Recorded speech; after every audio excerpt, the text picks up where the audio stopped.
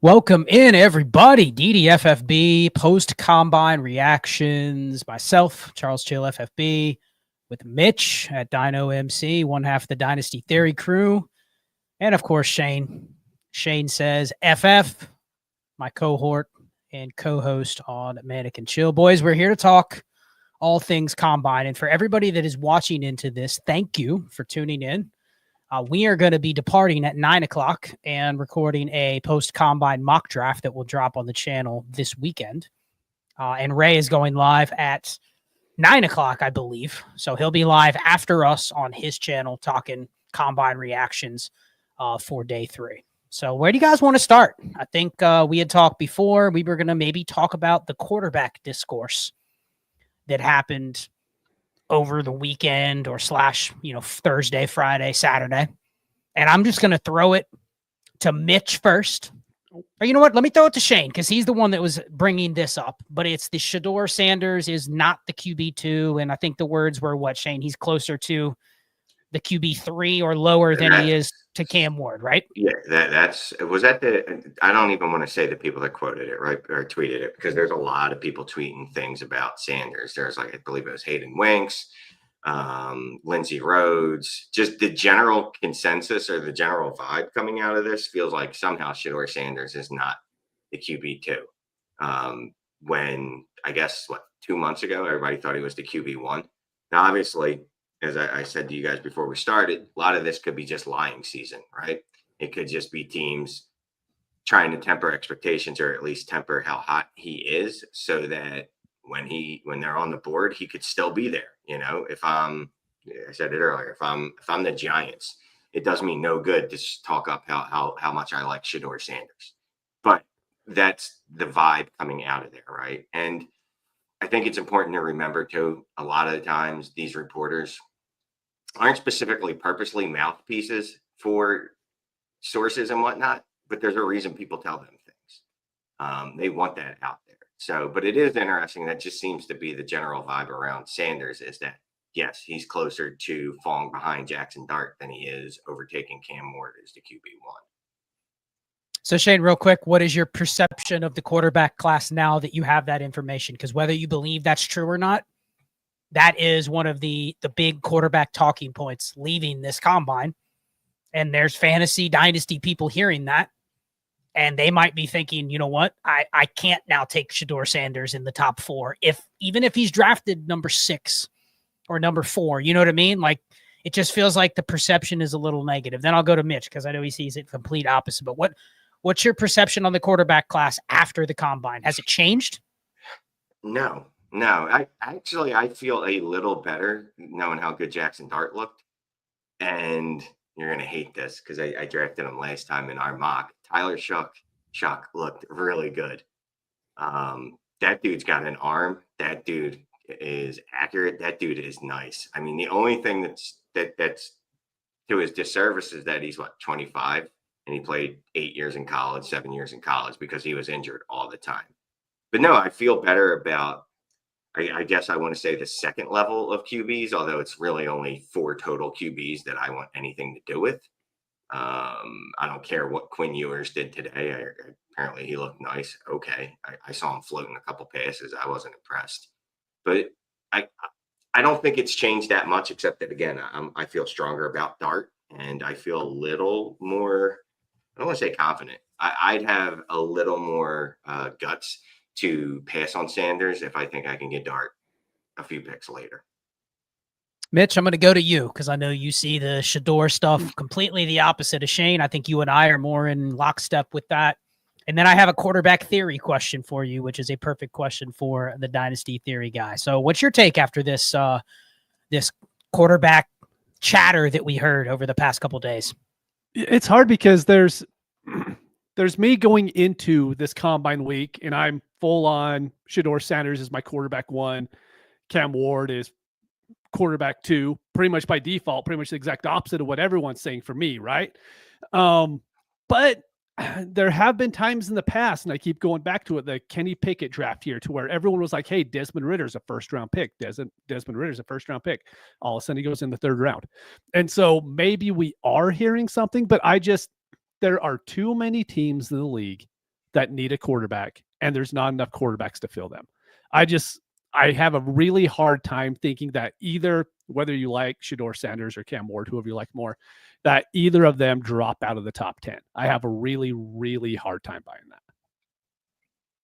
After this weekend, are you more confident that we see Dart move into the first, though, which is going to push a lot of people to be debating exactly what we're talking about? If Dart goes in the top, let's just say Dart goes in the top 15 and Sanders drops out of the top 5, there will legit be a lot of people saying Dart's just better.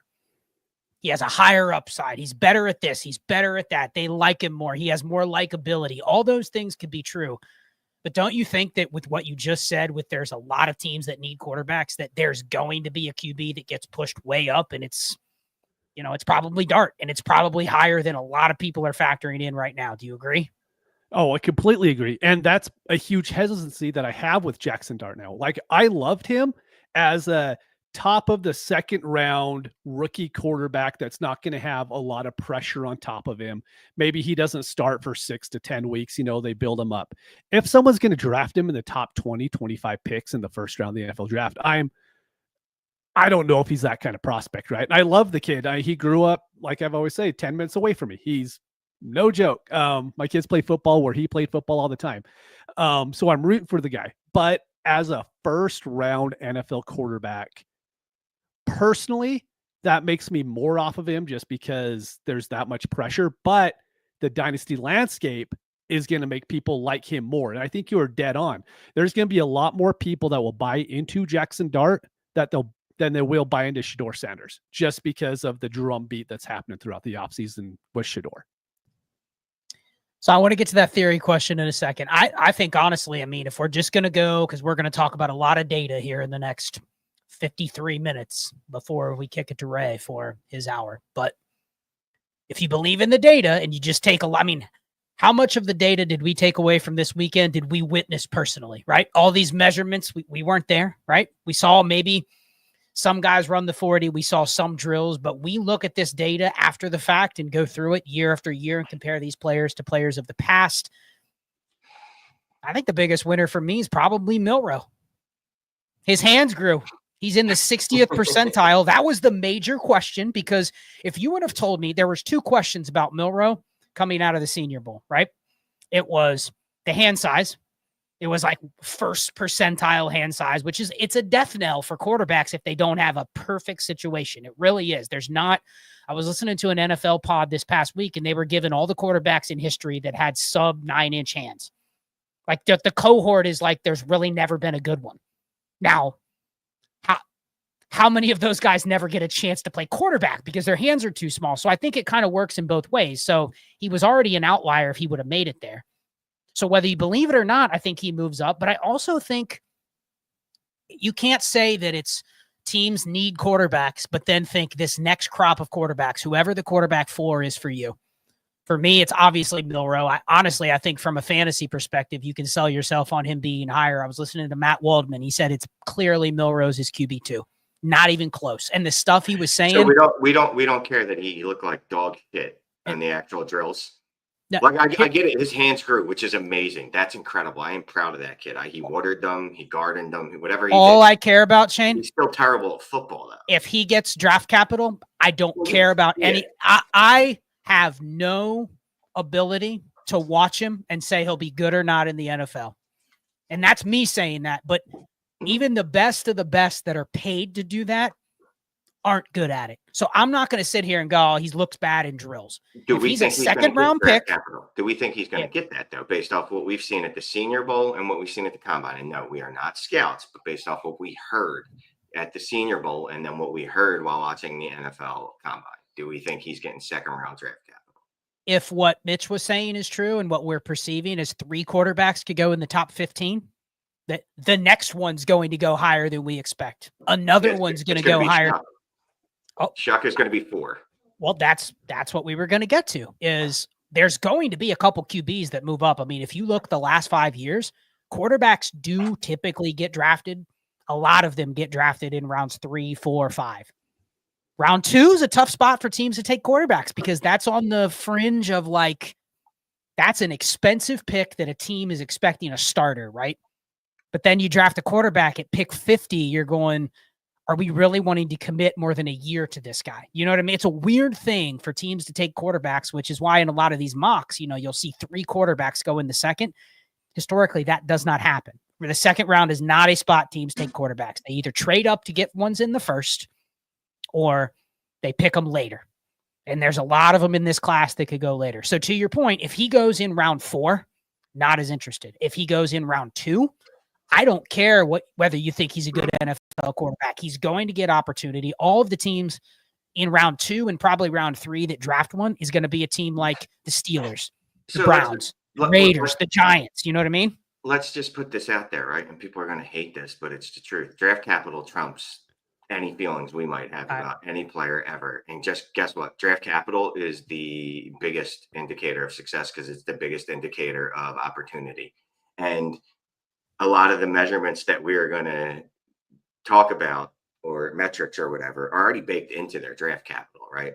So like someone's drafted in the first, second round, like Quinshon Judkins, it's not going to, you shouldn't go, well, he was drafted in the second and he runs what do you end up running? A 4.47, whatever he ran. You know what I mean? Like I just think people need to make sure that they're not double counting what got them drafted in the second round, but they should be looking at the draft capital over everything. So yes, to your point, if Milroe goes in the second, guess what I'm doing? I'm definitely drafting him.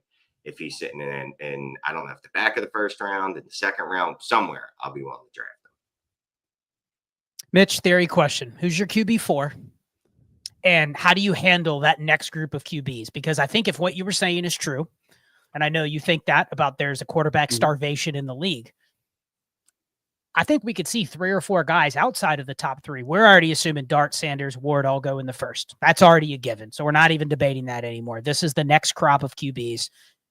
How do you play that, given that a lot of them probably do look like Davis Mills, Spencer Rattler? They land in you don't draft a quarterback in the third when you have Patrick Mahomes as your QB. Do you know what I mean? Like the teams that take these guys are ones that go, we're going to give a real shot to see if we do have another Dak, another Brock Purdy. Like we found a gift in the later rounds that we don't have to pay, and maybe we can get by with it a couple years. So who's your QB4? How are you approaching this class right now? If we do see a couple of these guys go, let's just call it round 3 and round 4, not round 2, where that's like an obvious starter opportunity spot, but everybody else, what's your take?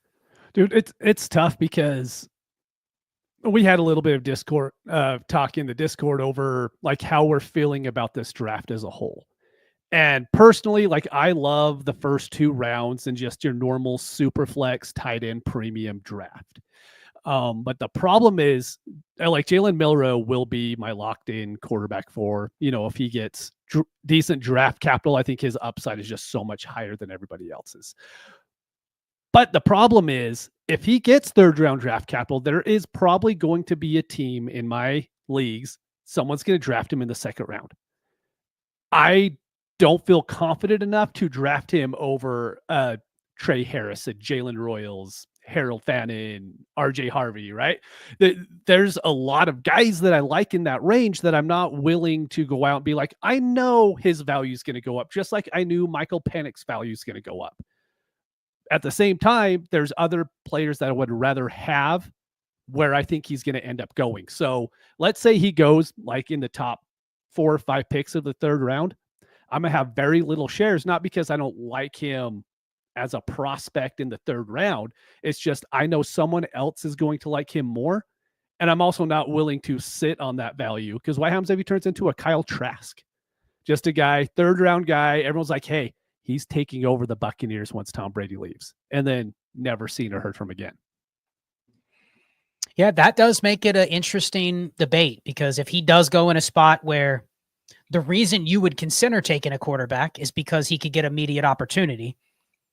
But if he's a guy seen that's going to get immediate opportunity, Shane, somebody's going to draft him a round higher than he probably should go because they'll say as soon as he starts, he has top 12 upside, blah, all the stuff you would say about a rushing quarterback, which, yes, on the surface, that's true, but it's also probably a little aggressive ranking a guy that everybody, even in the chat, is saying the guy's film is awful. He can't play quarterback, but he can run. But like, is he going to get on the field quick enough to you to actually realize that value quick enough to where you have the confidence taking him? Let's just say it is early third, Cleveland. And the only other QB on the roster is, I don't know, a veteran they sign, like let's say they sign like Desmond Ridder, something like that. That's like a gross guy that they could sign. But let's say it's Desmond Ridder and Jalen Milroe. But you have to spend the 202 on Milroe there because the community says everybody knows he's starting. Now you're taking him over like the RB6. You know what I mean? Like, doesn't that feel like you're not going to have a lot of shares of him? And then who is your QB4, Shane, before we move on to tight ends? Oh, Tyler Shuck. Okay. What do you do with Shuck then? Let's say he goes somewhere. It looks like he's going to get opportunity. What do you do? You're drafting him with the expectation, at least I am, at some point he's going to be a starter. He's going to be a starter in the NFL.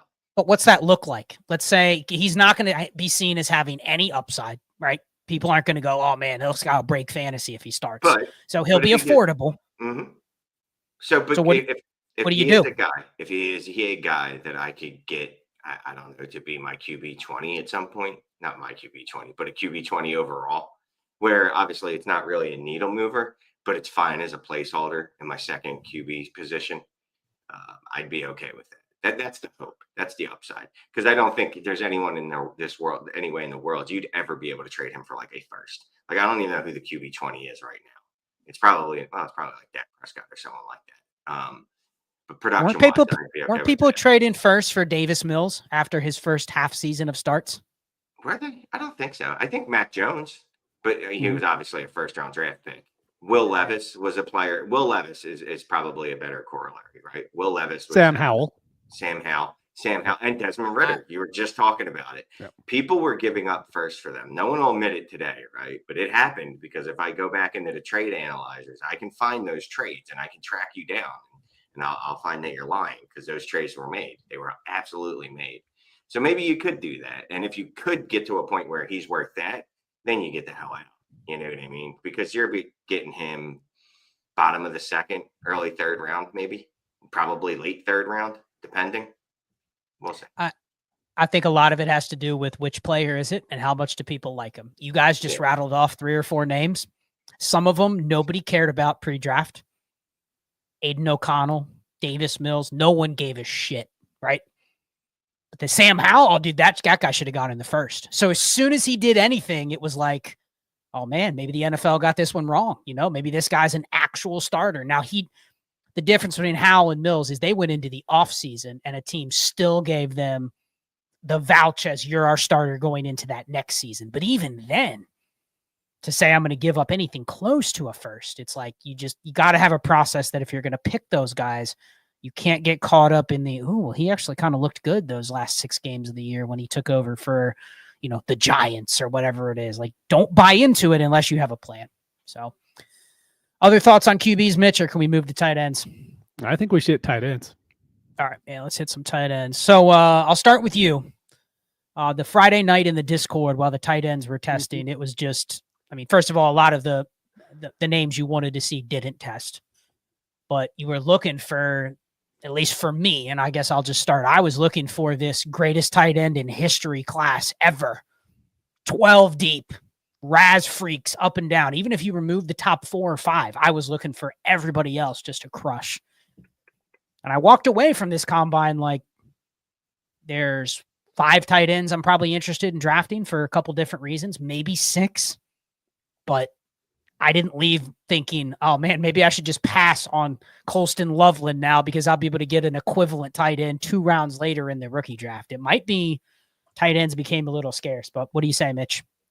So for me, it's more the leagues that I play in. So I don't play in a lot of 2 tight end leagues or super duper tight end premium 2.5 point and then point for first downs and all that, right? So I'm looking for, give me 5 tight ends that I could trust in a rookie draft.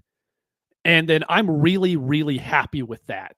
And so I love Loveland. I love him just as much as Tyler Warren. So that's great. Mason Taylor, I thought showed out on Friday night, looked really, really good. Terrence Ferguson looked fine. Fannin, a little bit slower than we like, but I don't think it was too bad. But for me, there's enough there for the leagues that I play in to be completely okay with this tight end class. Is it the best tight end class ever? No. Is it good enough with the tight end landscape? 100%. Like, I have a few leagues to where I have 4 or 5 firsts in the first round. If I don't walk away with both Warren and Loveland, I'm be pretty pissed off in those tight end premium leagues. Shane, perception from you? I mean, we obviously saw a couple guys help themselves, and then a couple guys help themselves by not doing anything, and they just look better relative to everybody else. But what was your takeaways at tight end? I mean, I think Terrence Ferguson did better than okay. I think the dude absolutely smashed. I think obviously Mason Taylor did as well. I think those two solidified themselves as, I don't know, between tight end 3 and 5, right? Depending on where you put Aurora. Jesus Christmas, I can't speak English. You know what I'm trying to say, right? Fannin, I don't know, man. Like, you needed Fannin to blow you away a little bit, right? You needed him to blow you away. It's something. Anything, and I don't know that he did that. And again, in and of itself, wouldn't be the biggest deal, but it's also coming off a Senior Bowl week where he was just kind of good, but again, didn't separate himself from the players who were there. In fact, every player that was there closed on him of note. Mason Taylor, Terrence Ferguson, they all closed in on him. Aurora, yes, got it right this time. They all closed in on him or surpassed him in Elijah's case. Ferg looked really good. So, to Mitch's point, probably not the best tight end class of all time. We won't know that until hindsight anyway. But there's definitely 5 or 6 tight ends I'm comfortable with drafting. We do play in 2 tight end leagues, start 2 tight end leagues. That's where it's going to get interesting, right? Then do we start drafting these tight ends that don't hit certain RAS thresholds, right? Because apparently RAS is very predictive when it comes to tight end success. I don't know. We'll have to see what we do there. I could say that I'm not going to, but I might be lying. I might just default. It's a 1.75 tight end premium. So guess what I'm doing in the 3rd round? It's the end of the 3rd round. I'm just going to grab another tight end. It's pretty possible. Mitch, obviously we have Loveland and Warren. I think they're in a tier above themselves. They're both going to go in the first pretty easily. There's no real debate from anybody about that. You play in a lot of 2 PPR leagues. Shallower ones too, where if you hit on a tight end that has a role, they immediately become a viable flex.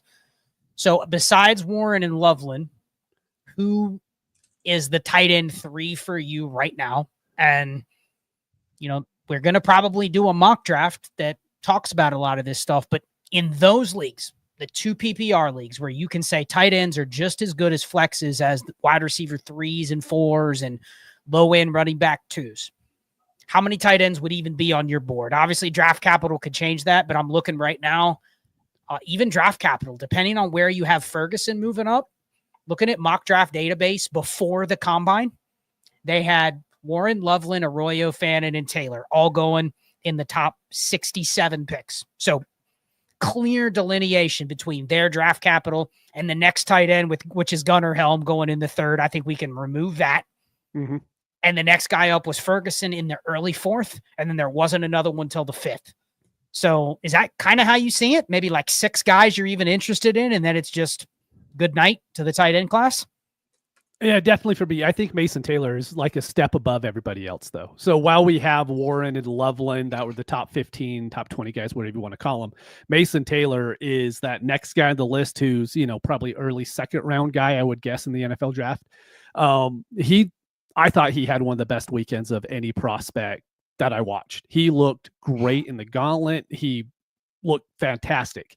So for me, I really, really like it in those, those 2 point per premium leagues, because like you said, I think one of the things that people always forget is starting those tight ends, those flex positions, because there's a lot of tight ends that are flat out better than those flex guys that you're throwing in week 12 through week 16, because everybody's injured and you could just throw in a Noah Fant that nobody cared about. But all of a sudden he's scoring 12, 13 points a game in those leagues to where half the league is injured. And so you can throw a guy like that in there and win. So yeah, there's probably, I would still put Fan in there. Ferguson, he's definitely in there as well. And, we're probably going to get a guy that goes to the Chargers. Maybe someone that goes to the Rams. Someone that we know these offenses have looked for a tight end for a few years now, and they just don't have anything. I mean, I know the Bengals are always the one people pick, right? What happens if Gunnar Helm goes there? People want to boost him up. So I think there's a good, strong chance we're going to like 5 guys just from their draft capital alone. Then we'll get another couple guys that we like that they just go to a good spot. Yeah, I think you make a good point about there's always going to be one or two that people talk themselves into because of the landing spot. For me, I play in a lot of leagues as well where you have to assess the tight end premium, not just for, okay, I'm trying to hit. And let me just say this, because we talk a lot about tight ends and we get a lot of comments about, tight ends don't matter. And then other people are like, man, my league tight ends are impossible to get because it's a 2.25 PPR start 2. Like the analysis really has to start at that position with, does it even matter in the format? Am I looking for Trey McBride or Brock Bowers, or I'm streaming? Or am I looking for anything that could be deemed? And it's not even that in a 2 PPR league, and you can attest to this too, Mitch, that you always have to be flexing that tight end. But if you have the name that other people think they could potentially flex, then you're like, I can flip this player with a market flexibility that doesn't exist in other leagues. It's why you might roster a couple guys that are still holding on in year 3. It's why you're still rostering like a Michael Mayer in that type of format, right? And just a PPR, like that's a player that I don't even care if he gets traded somewhere. The odds of him becoming a top 12 tight end is extremely low. You know what I mean? So if you didn't have him on your roster anymore, it's not going to kill you if you cut him for a backup running back or a backup quarterback or something like that. So I think it's, for me, being very steadfast with, why am I picking up this tight end? Gunnar Helm could go to the Bengals. God, I hope not. But if he does, I understand that Gunnar Helm as the prospect with the, what it is at Raz ended up being like 3.6 or something like that. I mean, like he doesn't hit a single threshold that says he'll ever be a productive tight end. He would have to be entirely carried by his situation. So I would roster him more for, does somebody else actually like him? Could somebody else buy into it? Now, I might not be the one that drafts him. So that's the thing. Someone else may go, well, I'm just going to draft him in the 3rd. I'm not spending a 3rd on him. But if I just happen to stumble onto him on my roster, it's with a very clear intent. So that's why I do use a lot of the RAS data to go, what are you searching for? Is it I need a top 5 tight end or better? Or there's a lot of tight ends that have value in my league. Which one is that? And then why are you picking up the player? So just kind of understand your why in your league before you really even mention tight end analysis. Because if it's just a PPR league, then you stick with the 6 that Mitch said, and don't even look at the other names. They're largely just wasted picks.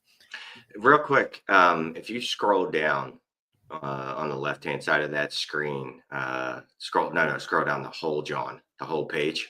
Oh, right here. How about if you go to tight end, look who's at is the 3rd ranked tight end in this. As soon as it comes up, then you hit tight end, and then tight end comes up. Still Harold Fannin Jr. for what it's worth. I do wonder if maybe I'm just expecting too much out of the guy, and just, I don't know, dinging him when it's not. I don't want to say not elite, but maybe it's just not to the level I thought. But the good thing is that most of my drafts are after the NFL draft, and the NFL draft will certainly help me decide if I like Fannin Jr. better than I like Mason Taylor. Fannin Jr. is going in round 4. Well, I just want to ask you, I had a theory about the type of team, because I do think there was some discourse over the weekend that people were kind of shitting on Harold Fannin, like he didn't test like I wanted. He's dead. I won't draft him, right? I think for me, he kind of ends up in that like tweener zone, right? He was athletic enough. He did enough to where you can't erase him off your board, but there's not a single thing about him that tells me I know exactly what he's going to be. So I think one of the key points about him is, where does he go? But also, he's going to have to earn snaps right away, right? He's going to have to go to a spot where they basically are willing to forego playing a 3rd receiver for him. Now, what does that type of offense look like? Like, I'll give you an example. Let's say he goes to the Eagles and he goes in the 3rd round, and they play 12 personnel over half the time, so he's on the field plenty. Are you interested? Yes or no? Just quick answer. Shane, yes or no? No. Mitch? No. Okay. He goes to Cincinnati. They keep Higgins, and they still play some 12 personnel. They played like 35% 12 personnel last year. But there's 3 guys getting targets above him, and they're using the running back in the passing game. Are you interested? Isn't that kind of what they did with Gesicki last year? And he gave me weeks. Yep. He gave you weeks, but I'm talking a start 1 tight end, 1.75. Are you interested in taking Fannin in the early to mid second, where other people are going to see Bengals landing spot and immediately push him up? Yep. See, I will draft him solely because people will do the whole Bengals landing spot, and I could trade him for more as soon as he has a single good game. He gets you 6 catches for 50 yards week 1. Yeah, he's off my team. It's great. I might draft him specifically because maybe I built the tight end room where I went, let me just try get a guy like him. You know what I mean? Where I'm dreaming of a David Njoku, and this dude is going to be my Mike Gesicki this year, where I just stick him in my lineup, and you know what? Every 3 weeks he pops off. I don't know when it's going to happen, so I just leave him in there, and then he gets me two banger weeks and then 3 quiet weeks, and I'm just okay living with that because that's how I constructed my roster. It's a cop-out. That's a cop-out answer, but it is. That's my theory, though, is I think teams that are more likely to use him are going to be teams that have 2 receivers that they're already using, because you're going to kind of have to play him at receiver. You can't just put him out there as your tight end. So it just feels like a lot of the landing spots that people are going to forecast for him just aren't really realistic. Like, he's not going to just go to a team and he's their starting tight end and he's their number 2 option. That's just unlikely. So it's funny that I asked you 2 almost identical situations. One, Eagles, hell no. Bengals, hell yeah. And that's just perception of what do we think. No, very different. Very different. The Eagles flat out don't pass to anyone, but it's just Goddard. It's just, what's his face? A.J. Brown, and it's just Devonta Smith. We even saw that with Saquon. They brought Saquon in, and they were like, you get 4 targets. That's it all year. We're giving you 4 targets. Slight exaggeration. Nothing would change there. So let's say you went to the it feels like there's a lot of situations, though, where he ends up being the second tight end immediately, and you're like, ugh, I don't know about that. Yeah, and you should be looking long-term, right? You should be looking long-term because it's Dynasty at the tight end position. Not every position is going to be like, this dude's going to smash right out of the box, you know? All right, let's change gears. Let's talk about what everybody wants to talk about. You guys want to go running backs? Yes. We could end up spending the whole show. Mitch? We got 27 minutes. Of course. Yeah, 100%. All right. Yeah, let's just go running backs. I think receivers, even if we don't get to receivers much, like, truthfully, there's not that much intriguing about receivers to talk about after today. Like, we'll probably cover a lot of it in the mock. So takeaways from the receiver class, Mitch, probably the best takeaways from the running back class, probably the best running back class we've seen in our lifetimes of playing fantasy, just in terms of how many options there are. There's a ton of size speed freaks. I think it was 15 running backs with 100 or higher speed score. A lot of them are the ones that you were already hoping hit that. There were some sleeper ones that people had talked about but needed some confirmation on. But what's your takeaway from the running back class from what you saw?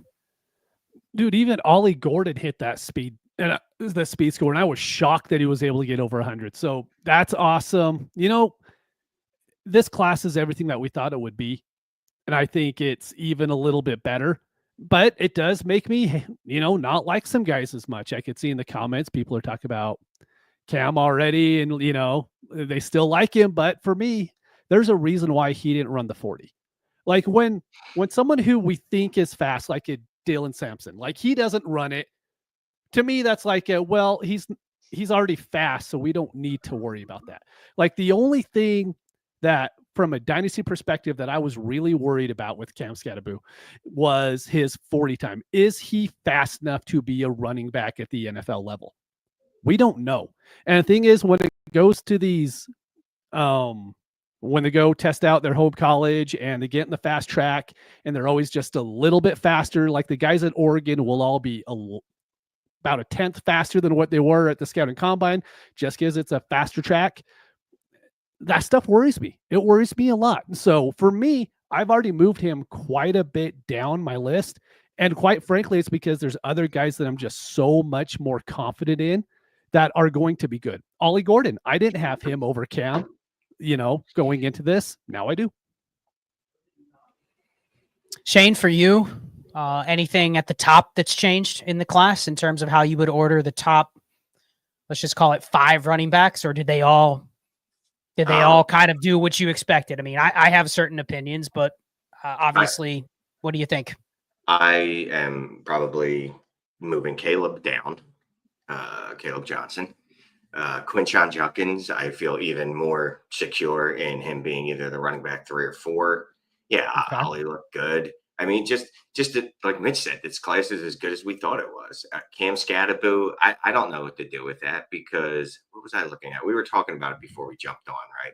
Even though he didn't run a 40, I think it was his long jump and his vertical were really great, right? So his burst should be amazing, which is indicative or correlates with running back success or something to that effect. It's good for running backs. Let's just say that. So the fact that he didn't run, I mean, I kind of expected him to be slow anyway. So if he went out there, like, I don't know how slow. I don't know. If he went out there and ran like a 4.8, 4.9, like, are we just guessing that's what it would have been because he didn't run? Yeah, Tootin blazed, which we thought he would, right? Brashard Smith looked good. I guess I'm picking nits, whatever the phrase is. I was hoping that Marcus Yarns would be a little faster than he was, because I really needed him to be like a blazer, and not that he wasn't fast, just, I was hoping he'd be even faster because he needed that. Yeah, Cam jumped to 39 vert. So Cam has burst, right? He has athleticism.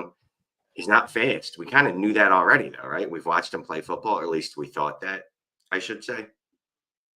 I think Omarion Hampton is just, there's no doubt that he's the running back too. Absolutely no doubt. And it is interesting to think, what if Genty did test? What if Hampton have leaped him? Yeah, whatever. Because he had a really good combine. And he's a really big dude, and there's some really big, fast dudes in this draft, man. And even Caleb, right? Caleb, even though his 40 was disappointing to me, part of it is that he's just a big human being too, right? But then, yeah, you see Ollie and you see, you see Omer and Hampton going out there, and Hampton's just as big and he's blazing like that. So just I love this running back class. What can you say, right? I mean, it's as simple as that. It's a really, really good class. I think for me, it just reinforces what we've said for a long time about this being a running back class. And I said it in the Discord earlier. Check it out if you haven't, ddfantasyfootball.com. We talk about this stuff literally all weekend, day, night. Who knows where the conversation is going to go on a daily basis. But this draft, taking everything we've already talked about into account, the quarterbacks, the tight ends, we haven't talked much receiver, but I don't think there's much about receivers that really has changed, other than there's some good receivers, and then there's going to be a bunch of them drafted in the mid rounds, and you're either going to hit on one of them or you're not. But I think if you set your dynasty roster up to just take as many shots at running backs as possible, and you took advantage of the NERB on a 53 strategy, and you loaded up on seconds, thirds, even fourths, even waiver dollars, because there's going to be guys that go later. I mean, I was listening to Ray last night talking about what he's heard is RJ Harvey, who, keep in mind, had the 7th highest speed score, is going to go in the 6th or 7th round. Right now, that type of profile, if I didn't tell you anything else, you'd go, man, that guy's as good as some of the guys that I've drafted in years past in round 3. You know what I mean? But he literally could get lost in this class. And there might be somebody that likes him, and he might go maybe a higher. He could go in the 5th to a team that we really like, and he gets pushed up the board.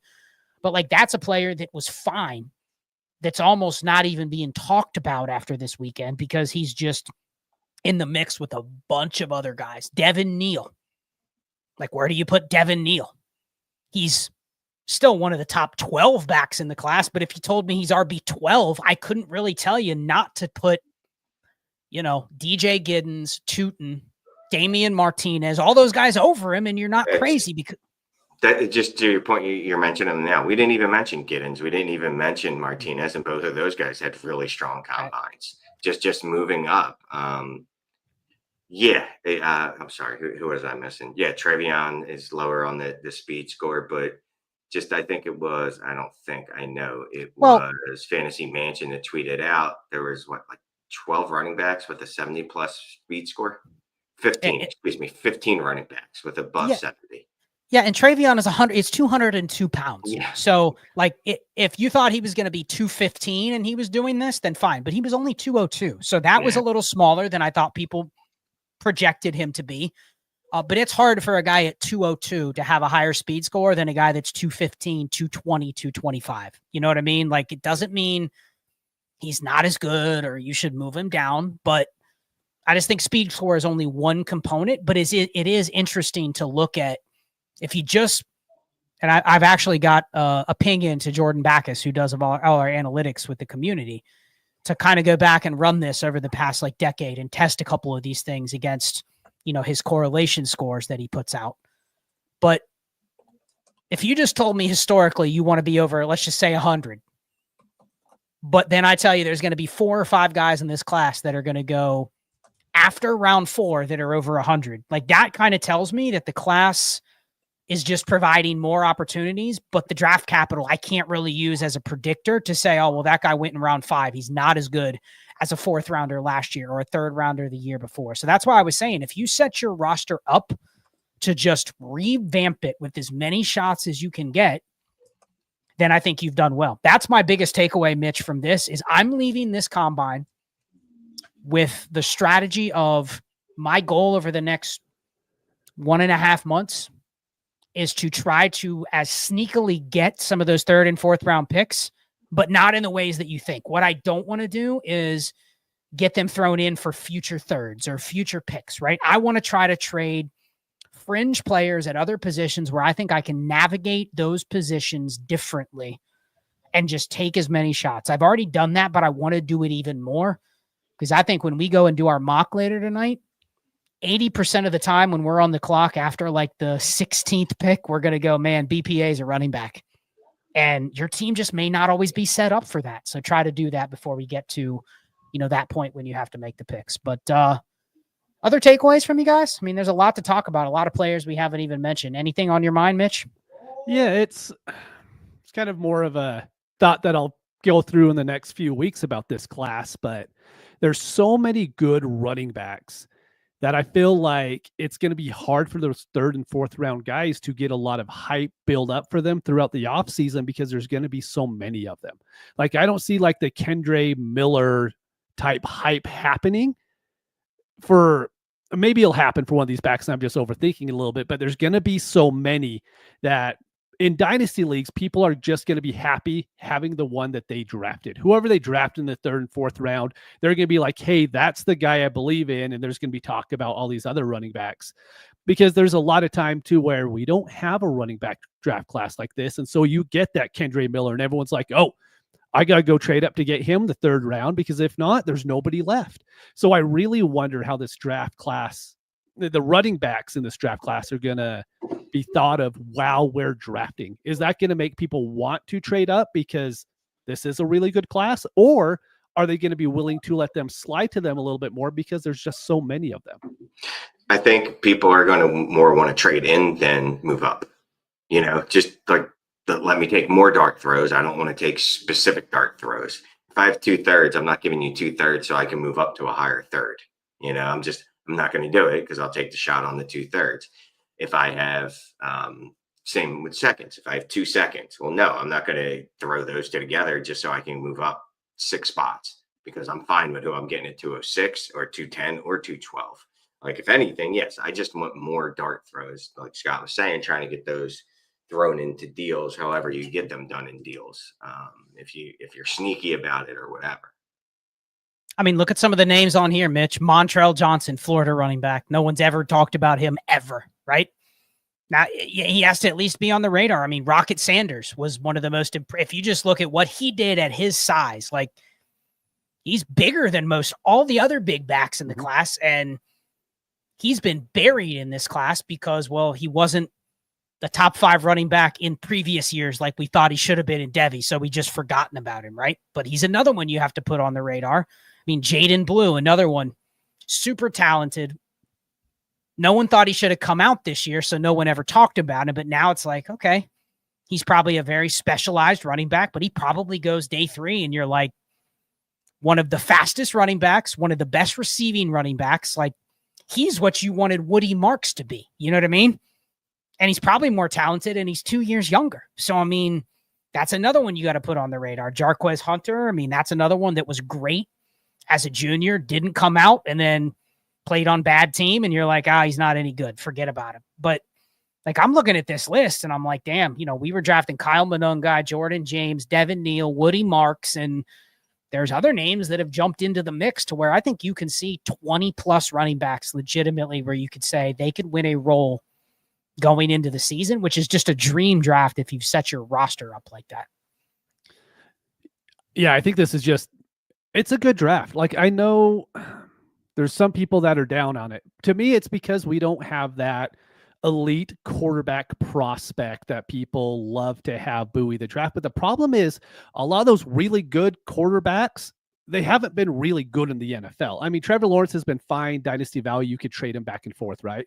It's fine, but has he ever really helped you win a dynasty league? No.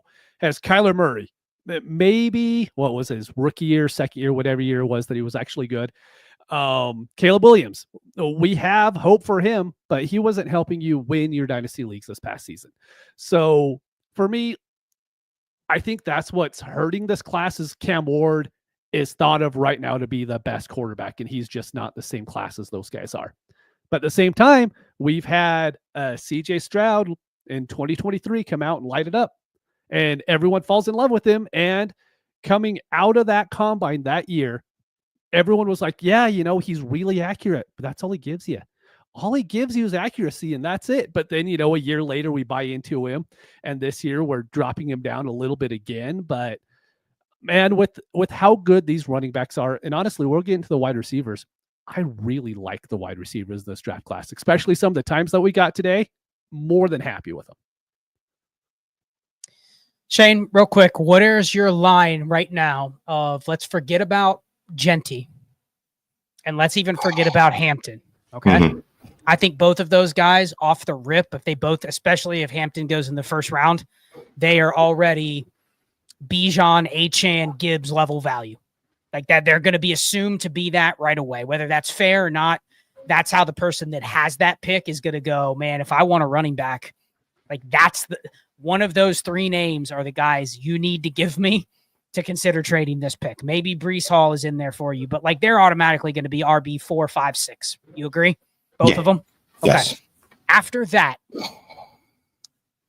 where is the line between this class and like the next running backs that have already been really good in the NFL?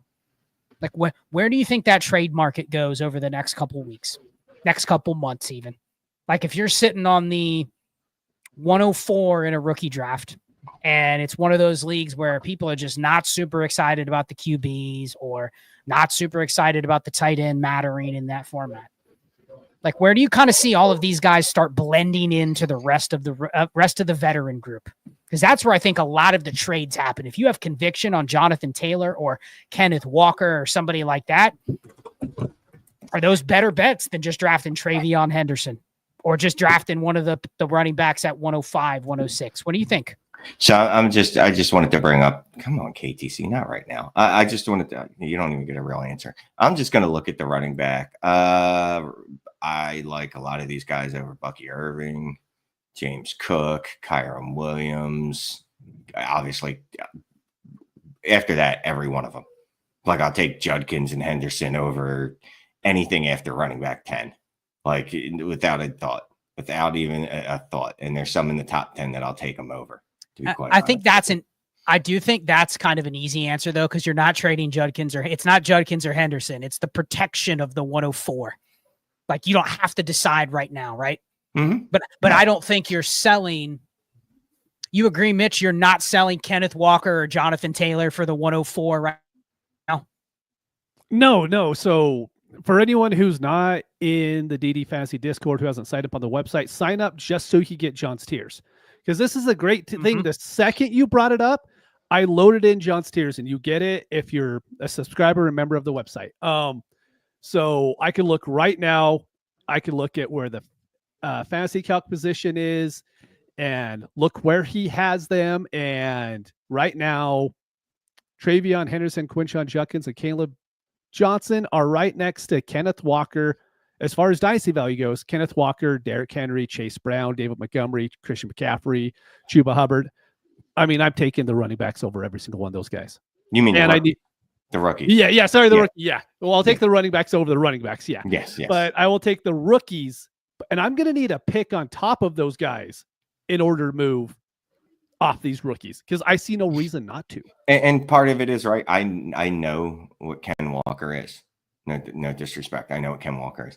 Derrick Henry, and it's funny because it's the probably the position and age matters the absolute least, but Derrick Henry's 37 years old, and these running backs are 22. I know he's not 37. I'm just saying he's old.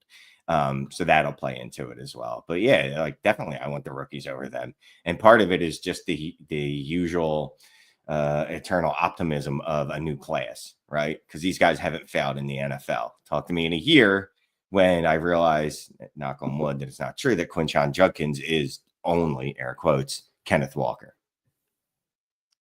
One more question, then we'll move to receivers for the last 7 minutes or so of this show. And Ray's going to be going live on his channel talking his combine recap, so you'll get more of this discussion there. Cross-positional, because it's easy to go, I would take 104 over Jonathan Taylor or Kenneth Walker, right? Because it's running back for running back. The person trading for the pick is probably intending to draft a running back, etc. Mitch, how much steam do you think these picks, and I'm not talking 108, 109, I'm talking the premier Genty, Hampton, then it's I get my choice of RB3, RB4. We assume there's going to be 2 more running backs besides those 2 that land in spots like round 2 to the Vikings, round 2 to Denver. We're like, okay, that's an RB1 right off the rip. How much steam do you think those picks will have in denting the wide receiver market? Will we see somebody willing to trade a Nico Collins, that type of receiver, just straight up for one of those picks because they want one of those running backs? Do you think we see these picks cracking that top 10 in receivers in Dynasty too? I'm not sure, because there's, like, as much as we kind of bash on the running backs in the NFL right now, I think there's kind of the top 10 wide receivers in the NFL as well. And in the Dynasty that we like. So Nico Collins is stuck there, right? Ladd McConkey's there. Malik Neighbors is there. And everybody for the longest time in Dynasty has been told, hey, you build through wide receivers and you build through rookie picks. And so while I'm more than happy to build through running backs, I think the vast majority of players still like building that way. So can I see a Ladd McConkey getting moved for the 104? I think people are going to stick with Ladd McConkey, to be honest with you. Shane, you love the receivers in this range. You would never trade like a Puka or one of those for Amon-Ra St. Brown. Like, you got to have like the 101 to give one of those guys away, right? Yeah. But if we get to the Ladd range, I'll see you, Ladd. Peace. See you, buddy. Good luck to you. Good to you on your future endeavors. We just probably saw, not bashing him, there's a good chance we just saw the best season of Ladd's career. And it was very good. And Ladd could still be a very good player. But when I look at what, I don't know, let's just say Judkins, who I have a man crush on, what I think he could be in comparison to Ladd, one is harder to replace than the other. And God, I don't know how this happened. I care less about longevity than I used to. I just, you know what I mean? Like, I'm not looking down the road at 3 years. Well, I'll still have Ladd, and what's Judkins going to be in 3 years? I don't know. I'll worry about 3 years when 3 years comes, to be quite honest with you. I'll draft another Ladd. I think I'll be able to find that easier than I can a replacement for what I think Judkins could be. Yeah, I think you both kind of said different things, but I ultimately think it comes down to you're going to have to trade cross positioning to get those deals done. And I do think that the benefit, if you have the 103 through 105 after this combine, you can at least sniff around those receivers and not insult the person you're sending the offer to. They may not want to do it, but I think it's a pretty fair price if you're willing to send one of those picks where people kind of know you're not going to get the elite of the elite, but damn, I might be able to get Judkins in early round 2 to the Broncos or something like that. And it's just it's a smash if he goes there. So Mitch, receivers, we have 5 minutes before we jump off to do our mock draft. Takeaways from the receiver combine. Like, I think it's pretty clear for me how I'm going to tier these guys, but what do you have to say? You said it was a little interesting, probably more to you than me. I really liked Alec Iomaner's 40 time. Love that. Loved Higgins 40 time. They're the two big guys that I really wanted to see run fast, because if we could get that kind of boosts up that second round draft capital for me as far as my dynasty rookie drafts go. And then I think really the only guy that really bombed was Bond. And that's just because he came out and said he was going to run a 4.1 and ran a 4.4, and that's when you come out, put that hype up, and that is your game, and you run just as fast as like Jalen Orioles. That's kind of what you are at this point. I mean, to me, he's out of my top 15 completely. And, Matthew Golden went out there and showed why the NFL loved him far before the dynasty community did. He just put it on the field. He looked great in every drill. He had a very fast 40. And now everyone's going to buy in. Oh, yeah. So that's why they liked him. And now everyone's going to act like they liked him, for the last 2 months, because he's probably going to end up being a pretty good NFL wide receiver. Yeah, I think Bond and Tez Johnson were the two where you're like, the only thing they have for him is probably their speed. And now it wasn't what you thought it would be. And so they probably fall to, I think Bond still goes in round 3. Tez could go a little bit further down, but let's assume he goes in round 3. If you're drafting those guys, Shane, you're just fishing on hopium. You know what I mean? You're hoping you hit 1 out of 10 receivers that was a 3rd round pick that becomes startable in a lineup league. But what was your takeaways? Pretty sure that I saw that he'd be the lightest wide receiver drafted in the last 15 years. And he's not, he's fast-ish, but he's not what you needed him to be. You know what I mean? And I had to talk to my son, big Tez Johnson fan. We had to have the heart-to-heart today. And it was, look, buddy, yeah, Tez is probably not going to be starting on an NFL roster. And, that's just how it's going to be. Jalen Noel, I think he had a great combine. He's a dude that just keeps rising. Right? Like, he's literally just keeps rising since the end of the college season. Obviously, Matthew Golden went out there around a 4.29, which is, I don't know if I didn't see anyone talking about him running that prior to that combine, to be quite honest with you. And Mitch is right. People have been mocking him in the first round for a couple months now. And every time we would mention that in the chat, in the comments, people would come at us that it was a terrible pick. And I'm like, all right, well, I'm just telling you what I see out there. Now, by the same token, Isaiah Bond was getting drafted in the first in a lot of mocks, and yeah, that's probably not going to happen. So we can continue. So we can rightly knock him back to where we already had him. Luther Burden, I'm just looking at the athleticism score on NFL.com, the next gen stats. Not bad. Draft score rankings, 2nd overall behind Tet. Jaden Higgins. Very, very, very good combine too, apparently. Yeah, Higgins and Noel. Yeah. Like, the fact that they were on the same team, you know what I mean? Yeah. And that's one of those, like, oh, when they get to the NFL, you might go, oh, wait, both these dudes are, I don't want to just say they'll be elite, very good.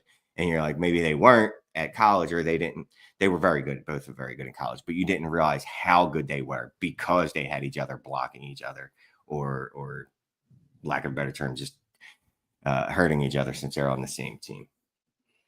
So we had a couple questions. If you want to get some of our individual takes on the players, we're going to put out the 4-round mock where we'll probably talk through the reason why these players have moved up or moved down. But real quick, we did have a question I want to put out there. What? I was just going to say, we have a super chat. I got it. Don't worry. Okay. I got it. Okay. How many running backs going in the top 100, Mitch? 7. Shane? Remember, that's round 3 and below. So yeah. 8. Okay. Yeah. There's a question about how many is it going to be. I don't think it's going to be 10 plus. I think you're going to see a lot of round 4 and round 5 running backs, but in this class, does that even matter? Do you know what I mean? Like, it's all from the middle of round 2 to the end of round 5. All I care about is their opportunity and their landing spot and what offense they're in. Like, I'm not going to say, oh, a round 3 running back is better than a round 5 running back. So let's see. Super chat we did have. Thank you for this one, Jerry. 12 teams start 9. Mitch, I'll start with you. T or Penix or T. Higgins and Stafford for Herbert or T-Law. If Darnold leaves Minnesota, I get Jetta and a third for Devonta. Trying to decipher through this question. I mean, T. Higgins and Stafford versus T. Higgins and Penix isn't really the same thing, but maybe it's T or Penix or Higgins and Stafford. It's Higgins and Stafford either for Herbert or T-Law. Well, he said, I guess it was Higgins. It's T and Penix. Okay, well, that doesn't make sense because it's T and Penix versus T and Stafford are two totally different thoughts. So he's saying T or Penix or T and Higgins for Stafford or Herbert. T. Well, obviously, for Herbert. I'd rather give up Stafford than Penix. Yes. It's Higgins and Stafford or Penix and T for Herbert. I mean, the second deal with, Mitch, you agree? Higgins and Stafford for either Herbert or T-Law is an absolute just smash. Yes, 100%. Yeah, if Darnold leaves. Or Penix. Yeah, okay, sure. Yeah, I got you. That's very confusing. But what did we agree on? We're taking Herbert? It's not whatever side has Stafford, it's the other one. Okay. Yes. I got you. Whatever it is added. If you can move Stafford to get something better and tier up and add him to somebody to get a higher tier player, then I'm doing that. I got you. All right, guys. Final thoughts. 30 seconds. We'll keep it to 30 seconds each. Shane, how you feeling? I'll keep it less than that. Look, I like this class before the combine. I like this class before the Senior Bowl. I like this class just as much, if not more, than I did previously. We still have one more piece of the puzzle, and it's the biggest, most important piece of the puzzle. It's like 90% of the puzzle, as much as a lot of people don't want to tell you that. That's the NFL draft, and that's going to make a lot of decisions easier or some harder for us. Mitch, how you feeling? Completely agree. It's all about draft capital from here on out. We'll have mock drafts moving up to the draft. We'll break down these players as much as we possibly can. At the end of the day, it's going to come down to what the teams actually decide for the draft. There's been a lot of players that have been really high on that dropped, and there's been players that I haven't been high on that went really highly in the draft. And as soon as that happens, you have to be willing to get off your priors. I think that's what the Dynasty community has the hardest time with, is being willing to say, like, hey, looking at the draft prospect, I was wrong. And it just doesn't happen as much as what it needs to. 100%. I think for me, the takeaway has been picks took a little bit of a hit in one regard after this weekend, but I also think there's going to be some real value to be had if you've set your roster up to take advantage of the class. Because some people don't like this class. They don't like it even more than they did coming into the combine, because they were hoping for another quarterback, for a couple other receivers. They were hoping for a better tight end class. Like, all of those things probably didn't happen, but the running backs are just blew it out of the water. But there's still going to be a lot of leagues where just running backs are still going to have the same stigma, like Shane said. What are they long-term? Like, we don't care about that. I don't think a lot of people do, but some leagues, the market's not going to adjust to the strength of the class. So with that, Ray is just about to kick off. So thank you, everybody that jumped in here. We're going to go record our mock. Go check that out if you haven't already. ddfantasyfootball.com. Link is in the description. You get 50% off if you use the promo code. It's a community that once you're in, I think all three of us would agree, you don't want to leave. So check it out. Go support Ray on his channel. He's going through, it looks like, some speeds. I don't know exactly what he's going to talk about, but go check it out. Ray Garvin's channel on YouTube. Join him over there, and we're out. Thank you, everybody.